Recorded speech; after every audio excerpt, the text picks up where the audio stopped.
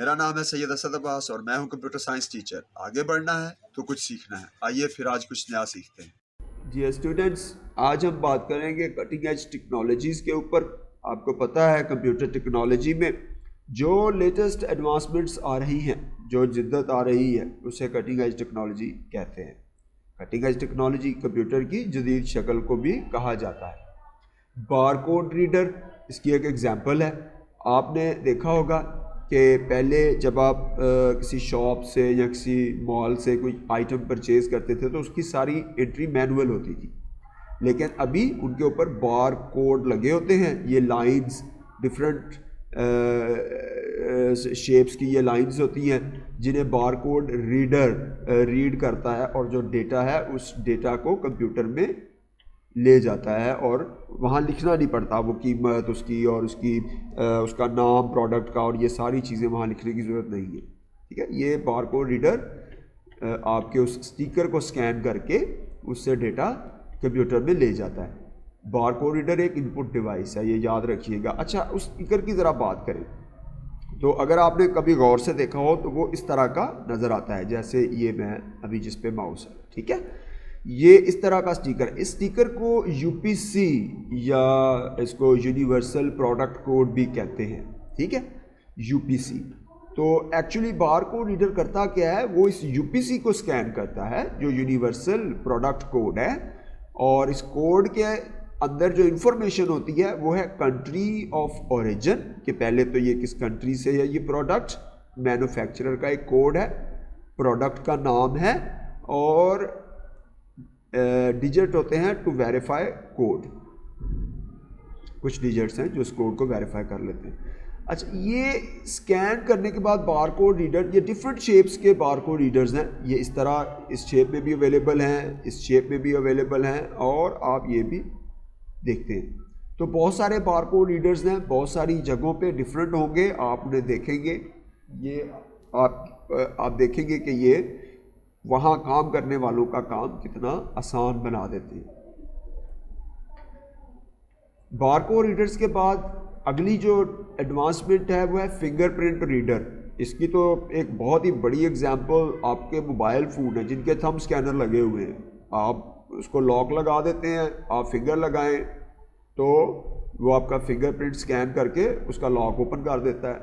ٹھیک ہے، تو یہ ایک بڑی اچھی ایگزامپل ہے ڈے ٹو ڈے لائف میں استعمال ہونے والی۔ اس کے علاوہ کمپیوٹرز میں لاگ ان کرنے کے لیے بھی فنگر پرنٹس استعمال ہوتے ہیں۔ ٹھیک ہے، کی بورڈز کے اوپر بھی فنگر پرنٹ سکینر لگے ہیں، آپ فنگر پرنٹ سکین کر کے جیسے موبائل اوپن کر لیتے ہیں ایسے کمپیوٹر بھی اوپن کر سکتے ہیں۔ کچھ اداروں میں حاضری کے لیے یہ مشینیں استعمال ہوتی ہیں، یہ حاضری کے لیے جناب یہ ٹائم آ رہا ہے، جب اس پہ آپ فنگر لگائیں گے وہ کمپیوٹر خود ہی بتا دے گا کہ یہ شخص اتنے بجے حاضر ہوا ہے فیکٹری میں یا آفس میں یا جہاں بھی، اسکول میں۔ ٹھیک ہے، اسٹوڈنٹس کا بھی ٹائم نوٹ کیا جا سکتا ہے، کون آیا کون نہیں آیا۔ تو اس کے علاوہ فنگر پرنٹ ریڈر جو ہے وہ ڈور لاکس میں بھی استعمال ہوتے ہیں۔ یہ دیکھیں، یہ ڈور لاک لگا ہوا ہے، چابی نہیں ہے، آپ فنگر پرنٹ سے بھی اس کو کر سکتے ہیں۔ گاڑیوں میں یہ استعمال ہوتے ہیں، اور آج کل تو یہ اے ٹی ایمز کے اوپر بھی استعمال ہو رہے ہیں، یعنی آپ بینک سے پیسے نکلوانے ہیں، کارڈ گھر بھول گیا کوئی بات نہیں، انگوٹھا لگائیں اور پیسے نکلوا لیں۔ تو فنگر پرنٹ ریڈر کے آنے سے بہت سارے کام آسان ہوئے ہیں، یہ بھی کمپیوٹر ٹیکنالوجی کی ایک ایڈوانس فارم ہے۔ ٹھیک ہے، اور ہم تیسری جو ایڈوانس فارم ہے جس پہ بات کرنے والے ہیں وہ ہیں روبوٹس۔ روبوٹس نے تو ایک تہلکہ مچا رکھا ہے۔ ٹھیک ہے، ہم دیکھیں، فرض کیجئے ایک گاڑیوں کو مینوفیکچر کرنے والی کمپنی ہے، اور اس میں بہت سارے امپلائیز جو ہیں وہ کوئی جو ٹائر ہیں ان کو نٹ لگا رہا ہے اور کوئی کچھ کر رہا ہے، تو وہ تھکتے بھی ہیں، ظاہر ہے ان سے جب تھکیں گے تو غلطی ہوگی، کوئی ایک آدھ کوئی پرزا ڈھیلا بھی رہ سکتا ہے، کوئی نٹ جو ہے وہ مسنگ بھی ہو سکتا ہے، تو گاڑی حادثے کا شکار ہو سکتی ہے۔ اب یہ جو کام ہے یہ روبوٹس کر رہے ہیں۔ ٹھیک ہے، روبوٹس سے یہ کام لیے جا رہے ہیں۔ یہاں پہ آپ دیکھ رہے ہیں یہ ایگزامپل ہے، یہ روبوٹ جو ہے یہ برتن دھو رہا ہے، یہ روبوٹ صفائی کر رہا ہے، یہ روبوٹ میوزک پلے کر رہا ہے۔ تو روبوٹس جو ہیں یہ انڈسٹری کے علاوہ اب تو گھروں میں بھی استعمال ہونے لگے ہیں۔ تو روبوٹس جو ہے یہ ایک بہت ہی ایڈوانس فارم ہے کمپیوٹر ٹیکنالوجی کی۔ ایک ایگزامپل اور دیکھ لیجئے، ملٹری رپورٹ ہے، یہ جنگوں میں استعمال ہوتے ہیں. اللہ نہ کرے کہ کہیں جنگ لگ جائے، اور اگر جنگ لگ جائے تو جن کے پاس یہ روبوٹک ٹیکنالوجی زیادہ ایڈوانس ہوگی وہ دوسرے کی تباہی بچا دیں گے. تو بہرحال جہاں کنسٹرکٹیو لیول پہ روبوٹس کو استعمال کیا جا رہا ہے، وہاں ڈسٹرکٹیو لیول پہ بھی ان کو بنایا جا رہا ہے. تو بہرحال اس کے علاوہ ناسا جو ہے وہ بھی روبوٹس کو استعمال کر رہا ہے.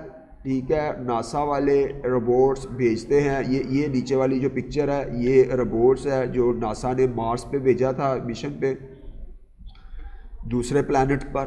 یہاں پہ بھی روبوٹس استعمال ہو رہے ہیں، سرجری کے دوران ڈاکٹرز کر رہے ہیں. ٹھیک ہے، یہ ویلڈنگ ہو رہی ہے، جو ہاتھ سے کرنے والا کام ہے ویلڈنگ کا وہ روبوٹ کر رہا ہے. یہ دیکھیں آپ، جہاں میرا ماؤس ہے یہاں وہ ٹانکا لگا رہا ہے. تو ویلڈنگ بہت ہی مشکل کام ہوتا ہے. روبوٹس کی مدد سے ہم بڑے مشکل کام لے رہے ہیں، روبوٹس کر رہے ہیں، غلطی نہیں کرتے، تھکتے نہیں ہیں، چونکہ یہ کمپیوٹر سافٹ ویئر کی مدد سے کنٹرول ہوتے ہیں. ان میں ایک سافٹ ویئر ہوتا ہے جو سافٹ ویئر ان کو کنٹرول کرتا ہے. تو روبوٹس مشینز ہیں جنہیں سافٹ ویئر کنٹرول کرتا ہے. ٹھیک ہے، تو امید ہے ڈیئر اسٹوڈنٹس آپ کو آج آپ نے کچھ نیا سیکھا ہوگا، انٹرسٹنگ سیکھا ہوگا. اپنا خیال رکھیے گا، اور اس چینل کا بھی. اللہ حافظ.